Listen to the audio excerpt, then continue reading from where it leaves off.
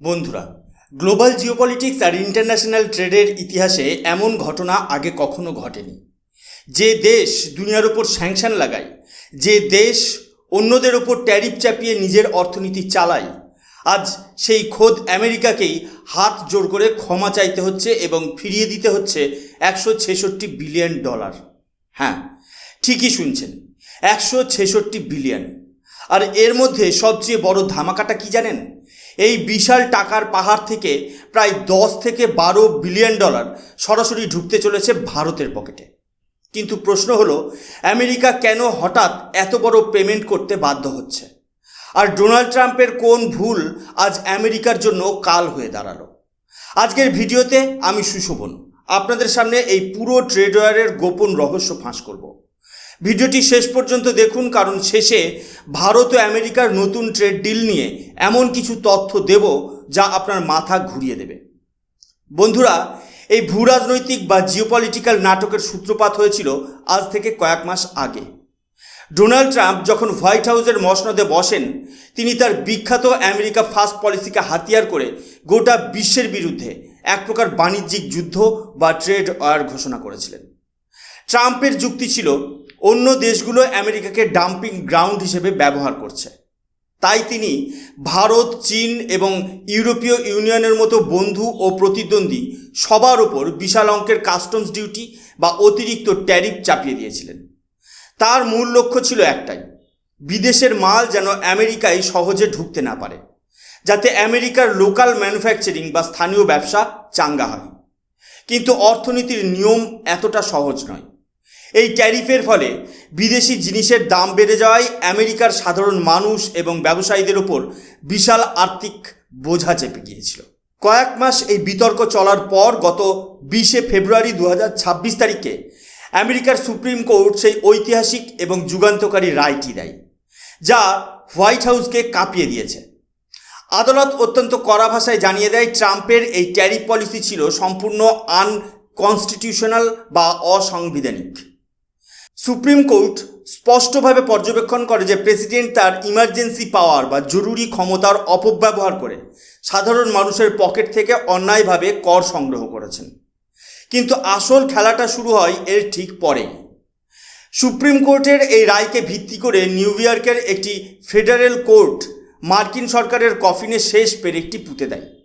তারা নির্দেশ দেয় যে গত এক বছরে আমেরিকা এই ট্যারিফের নাম করে যত হাজার কোটি টাকা কাস্টমস ডিউটি হিসেবে আমদানিকারকদের কাছ থেকে আদায় করেছে, তার 1 পয়সাও সরকার নিজের ট্রেজারিতে রাখতে পারবে না।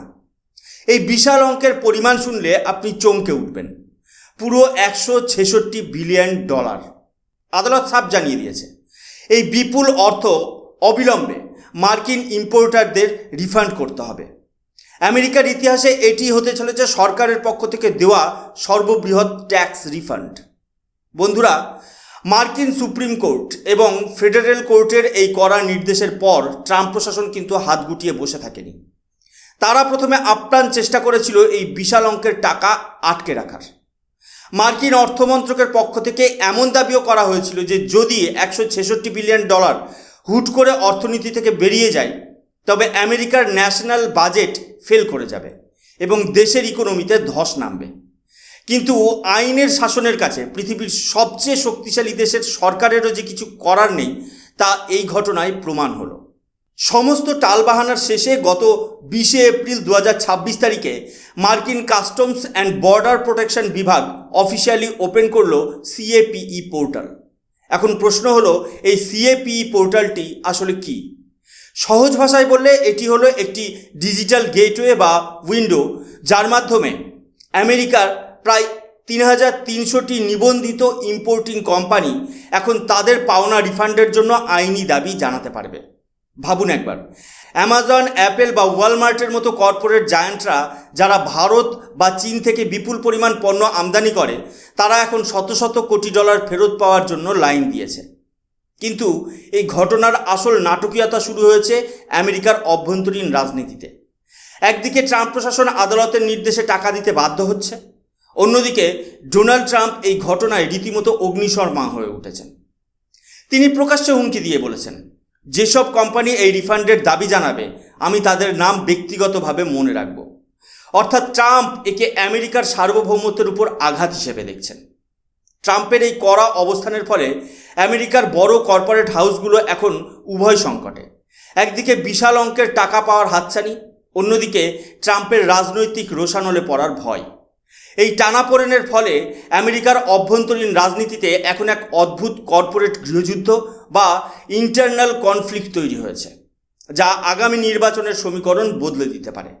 বন্ধুরা, এখন আপনাদের মনে একটা খুব যৌক্তিক প্রশ্ন আসতে পারে।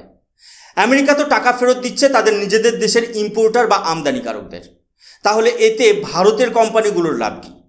টাকা তো আমেরিকার ভেতরেই থাকছে। এখানেই লুকিয়ে আছে আসল জিওপলিটিক্যাল ব্রেন এবং বিজনেস স্ট্র্যাটেজির খেলা। ভারতের বিখ্যাত থিঙ্ক ট্যাঙ্ক জিটিআরআই একটি অত্যন্ত চমকপ্রদ রিপোর্ট পেশ করেছেন। সেখানে বলা হয়েছে এই $166 বিলিয়ন বিশাল রিফান্ড পুলের মধ্যে অন্তত 10 থেকে 12 বিলিয়ন ডলার কিন্তু ভারতের রপ্তানিকারকদের বা এক্সপোর্টারদের প্রাপ্য। এখন প্রশ্ন হলো, কেন? এর পেছনের কারণটা একটু ভালো করে বুঝুন। যখন ট্রাম্প প্রশাসন ভারতের পণ্যের উপর চড়া ট্যারিফ বসিয়েছিল, তখন আমেরিকার বাজারে টিকে থাকার জন্য আমাদের কোম্পানিগুলো তাদের মালের দাম অনেকটা কমিয়ে দিয়েছিল। অর্থাৎ আমেরিকা যে বাড়তি ট্যাক্স বসিয়েছিল তার একটা বড় অংশ ভারতীয় কোম্পানিগুলো নিজেদের পকেট থেকে লোকসান করে বহন করছিল, যাতে তাদের ক্লায়েন্টরা অন্য দেশে চলে না যায়। আজ যখন এই ট্যাক্সের টাকা আমেরিকা রিফান্ড করছে, তখন সেই লোকসানের ভাগ পাওয়ার অধিকার কিন্তু আমাদের দেশের কোম্পানিগুলোরও আছে। আসুন দেখে নিই কোন কোন সেক্টর এখান থেকে সবচেয়ে বেশি লাভবান হতে চলেছে। 1. Textile and appear. আমাদের দেশের তাঁতি, ছোট ও মাঝারি গার্মেন্টস মালিক এবং বড় টেক্সটাইল কোম্পানিগুলো এখান থেকে প্রায় $4 বিলিয়ন বেনিফিট পেতে পারে। আমেরিকা আমাদের কাপড়ের ওপর যে বিশাল শুল্ক বসিয়েছিল তার রিফান্ড এখন ভারতের গ্রামগঞ্জ পর্যন্ত পৌঁছাতে পারে। 2. Engineering goods. Tata Steel, Mahindra বা ভারত ফোর্জের মতো কোম্পানি যারা আমেরিকার অটোমোবাইল এবং কনস্ট্রাকশন সেক্টরে পার্টস পাঠায়, তাদের ভাগ্যেও রয়েছে প্রায় $4 বিলিয়ন বিশাল পাওনা। 3. Chemicals and pharmaceuticals. ওষুধ ও কেমিক্যাল সেক্টর, যা ভারতের রপ্তানির মেরুদণ্ড, তারা এখান থেকে প্রায় $2 বিলিয়ন রিফান্ড আশা করছে। কিন্তু এখন সবচেয়ে বড় প্রশ্ন হলো, এই টাকাটা ভারতের কোম্পানিগুলোর হাতে আসবে কীভাবে? আমেরিকা তো আর সরাসরি ভারতের ব্যাংক অ্যাকাউন্টে টাকা পাঠাবে না। এর জন্য শুরু হবে এক জটিল কূটনৈতিক এবং ব্যবসায়িক দরাদরি, যাকে আমরা বলি প্রাইস রিনেগোসিয়েশন। আমাদের এক্সপোর্টাররা এখন তাদের আমেরিকান ক্লায়েন্টদের বলতে পারবে, দেখো, এতদিন আমরা লোকসান সয়ে তোমাদের মাল দিয়েছি, কারণ সরকার ট্যাক্স বাড়িয়েছিল। এখন তো তোমরা সরকারের থেকে সেই ট্যাক্সের টাকা রিফান্ড পেয়ে গেলে, এবার আমাদের সেই পুরনো বকেয়া বা লোকসানের অংশ মিটিয়ে দাও।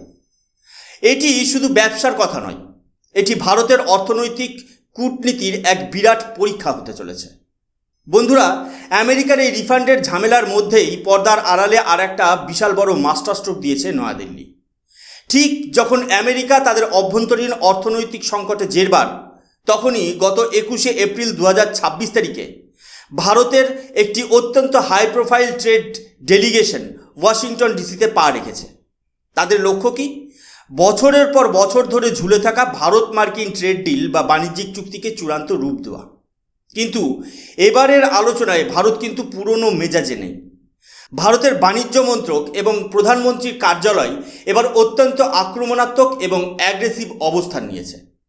ভারত আমেরিকার টেবিলে পরিষ্কার শর্ত রেখে দিয়েছে, আমরা তখনই এই ঐতিহাসিক চুক্তিতে সই করব যখন আপনারা ভারতকে আমাদের বাণিজ্যিক প্রতিদ্বন্দ্বীদের বা রাইভালসদের তুলনায় অনেক বেশি সুবিধা এবং ডিসকাউন্ট অফার করবেন। এখন প্রশ্ন হলো, ভারতের এই রাইভাল কারা? গ্লোবাল মার্কেটে ভারতের প্রধান প্রতিযোগী হলো চীন, ভিয়েতনাম এবং বাংলাদেশ। ভারত খুব স্পষ্ট করে গাণিতিক হিসাবে কথা বলছে। ভারত চাইছে যদি ভিয়েতনাম বা বাংলাদেশের তৈরি পোশাক বা ইলেকট্রনিক্সের ওপর আমেরিকা 20% ট্যারিফ বসায়, তবে ভারতের ক্ষেত্রে সেটা যেন কোনোভাবেই 10% বা 15%-এর বেশি না হয়। একেই ইন্টারন্যাশনাল ইকোনমির ভাষায় বলা হয় কম্পিটিটিভ অ্যাডভান্টেজ। এখন প্রশ্ন উঠতে পারে, ভারত হঠাৎ এত জেদ ধরছে কেন? এর পেছনে রয়েছে নিখাত জিওপলিটিক্যাল রিয়েলিটি। ভারত খুব ভালো করেই জানে যে বর্তমানে চায়না +1 পলিসিতে আমেরিকার কাছে ভারতের চেয়ে নির্ভরযোগ্য এবং কোনো বড় বিকল্প নেই। আমেরিকা তার সাপ্লাই চেন থেকে চীনকে সরাতে মরিয়া, আর সেই সুযোগটাই ভারত নিতে চাইছে। সহজ কথায়, আমেরিকা এখন ভারতের উপর নির্ভরশীল, আর সেই দুর্বলতাকে কাজে লাগিয়ে ভারত নিজের দেশের রপ্তানিকারকদের জন্য বিশ্বের সবচেয়ে বড় বাজারে একটা প্রিমিয়াম অ্যাক্সেস নিশ্চিত করতে চাইছে। দরাদরি বা হার্ড বার্গেনিং করার এর চেয়ে সুবর্ণ সুযোগ আর ভারতের পক্ষে হতেই পারে না। বন্ধুরা, ভারতের এই কূটনৈতিক জয়ের গুরুত্ব বুঝতে গেলে আপনাকে একটু ফ্ল্যাশব্যাকে যেতে হবে। মনে করে দেখুন, ডোনাল্ড ট্রাম্প ভারতকে ট্যারিফ কিং বলে কটাক্ষ করেছেন এবং ভারতের রপ্তানি পণ্যের উপর প্রায় 50% পর্যন্ত ট্যারিফ চাপিয়ে দিয়েছিলেন। সেই পরিস্থিতির তুলনায় আজ ভারত যে অবস্থানে পৌঁছেছে তা এক কথায় অবিশ্বাস্য। এখন আলোচনা চলছে এই ট্যারিফকে কমিয়ে 18% নামিয়ে আনার, কিন্তু ভারত এখানেও দমে যাওয়ার পাত্র নয়। আমাদের বাণিজ্য প্রতিনিধিরা আমেরিকার টেবিলে ফাইল ঠুকে দাবি করছেন যে শুধু ট্যারিফ কমালে চলবে না, ভারতের টেক্সটাইল, আইটি এবং ইঞ্জিনিয়ারিং সেক্টরের ওপর থেকে সমস্ত অপ্রাসঙ্গিক ব্যারিয়ার বা বাধা নিষেধ স্থায়ীভাবে সরাতে হবে। এখন প্রশ্ন হলো, যে আমেরিকা সহজে কাউকে 1 ইঞ্চি জমি ছাড়ে না, সেই সুপার পাওয়ার আজ ভারতের সামনে এতটা নমনীয় কেন? এর আসল কারণ লুকিয়ে আছে গ্লোবাল পলিটিক্সের এক জটিল সমীকরণে। আমেরিকার ভারতস্থ অ্যাম্বাসেডর সার্জিও গৌর এই চুক্তিকে উইন উইন সিচুয়েশন বললেও এর গভীরে রয়েছে আমেরিকার একটি সুদূরপ্রসারী স্বার্থ। আমেরিকা মরিয়া হয়ে চাইছে ভারত যেন রাশিয়ার কাছ থেকে ক্রুড অয়েল কেনা কমিয়ে দেয়। তারা চায় রাশিয়ার অর্থনীতিকে পঙ্গু করতে, আর সেখানে ভারতের বিশাল তেলের বাজার তাদের জন্য বড় বাধা। কিন্তু ভারত এখানে খেলছে মাস্টার স্ট্রোক। নয়াদিল্লি ওয়াশিংটনকে সাফ জানিয়ে দিয়েছে, রাশিয়ার তেলের বদলে আপনারা আমাদের ট্রেড সুবিধা বা আমেরিকার বাজারে স্পেশাল অ্যাক্সেস দিন। অর্থাৎ ভারত একদিকে রাশিয়া থেকে সস্তায় তেল কিনে নিজের এনার্জি সিকিউরিটি নিশ্চিত করছে, আবার সেই তেল কেনাকেই দর কষাকষির হাতিয়ার হিসেবে ব্যবহার করে আমেরিকার বাজারের দরজা খুলে নিচ্ছে। ভারত আজ আর কোনো সুপার পাওয়ারের চাপে মাথা নত করছে না, বরং নিজের স্বার্থ অনুযায়ী দুনিয়ার দুই মেরুকে ব্যালেন্স করছে। সহজ কথায়, একদিকে রাশিয়ার সস্তার তেল আর অন্যদিকে আমেরিকার বিশাল বাজার, দুটোই এখন ভারতের পকেটে। এটাই হলো নিউ ইন্ডিয়ার আধুনিক এবং বাস্তবমুখী বিদেশ নীতি বা স্ট্র্যাটেজিক অটোনমি। সুতরাং বন্ধুরা, আজকের এই পুরো আলোচনা থেকে একটা বিষয় পরিষ্কার, বিশ্বের ইকোনমিক অর্ডারে ভারত এখন আর শুধু একজন প্লেয়ার নয়, ভারত এখন আম্পায়ার হয়ে উঠেছে। একদিকে আমেরিকা তাদের ভুলের জন্য রিফান্ড দিচ্ছে, আর অন্যদিকে ভারত সেই সুযোগে নিজের অর্থনীতিকে চাঙ্গা করছে।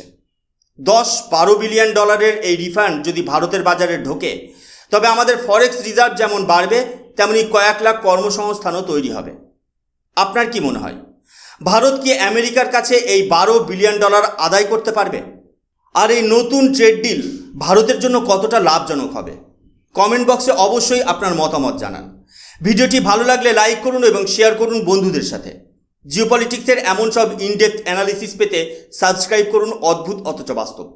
আমি সুশোভন, আজকের মতো বিদায় নিচ্ছি। দেখা হবে পরবর্তী কোনো ইন্টারেস্টিং টপিকে। জয় হিন্দ, বন্দে মাতরম, ভারত মাতা কি জয়।